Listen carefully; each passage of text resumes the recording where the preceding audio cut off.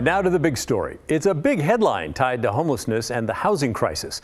Nothing's really opening yet, but still, it seems there is finally some progress. So here we go. The headline is the map. These are the final 6 sites for Portland's Safe Rest Villages. The villages will hold tiny homes that Portland wants to open up at sites across the city. Officials say each village will house 50 people at once, get them services and stability, then move them into housing. Officials had already selected 2 locations. Those are the red pins. Today, they unveiled the 4 remaining ones. Those sites are in green. They include one in North Portland, another in Northeast Portland, one downtown, and one in Southeast Portland. Here's a little video of today's press conference. It lasted about an hour. In it, Housing Commissioner Dan Ryan championed this announcement. He said getting these sites nailed down was surprisingly hard. Of course, we kind of knew that because the villages were originally supposed to open last year. Now, months into 2022, we're just getting the location. So, yeah, we know you're behind. And we're told they will open before 2023.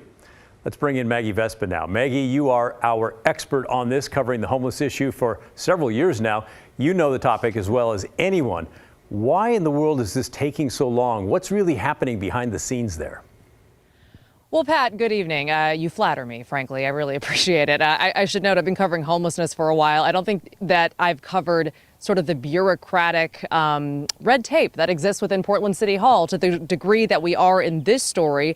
And that does seem to be a big factor. You know, at first the city told us, and Housing Commissioner Dan Ryan told us, neighbor pushback and things like kind of earmarking the funds that they got, the COVID funds. That was kind of complicating how they were going to spend the money, like kind of predictable hurdles. But recently, he's been kind of more transparent about the fact that a lot of these different properties, including this one, are owned by different city bureaus. This is owned by the Bureau of Environmental Services, and not all of those bureaus want to play ball. And in fact, this came up at that press conference today. Here's an exchange that we had. And then we had the predictable issues with supply chain, and then the predictable issues, as you were pointing to, about not in my bureau. Just a quick follow-up. When you said not in my bureau, that feels like obviously a play on not in my backyard. Are there bureaus that are refusing to help with this? I think that anytime you're, I think what I really want to say about that is that, people have plans for their bureaus. And when you're in an emergency, that's a hiccup to those plans. So we are now able to lean in as one big organization and know that this is a priority. So, reporters had some questions about that because people sitting at home, frankly, I mean, we read these emails.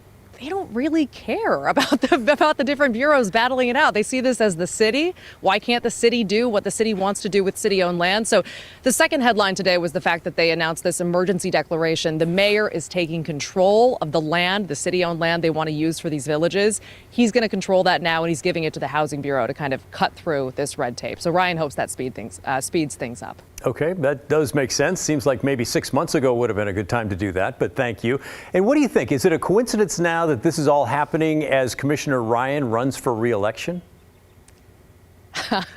That's a good question. Your guess is as good as mine. I mean, this is objectively late, right? Like you talked about, this was supposed to happen by the end of 2021. Now it's going to happen during 2022. So even if this delay happened and it was still a while until he got reelected, that would probably be brought up by opponents. But the timing is interesting for sure. Absolutely. And I'm sure that people are working hard on this. But as I recall, there's something like 2,000 people out on the streets.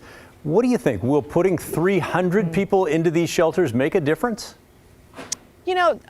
Obviously officials and advocates would say yes. And I think part of it is kind of something that you mentioned in the intro. Each of these is going to house 50 people, right? So that's 300.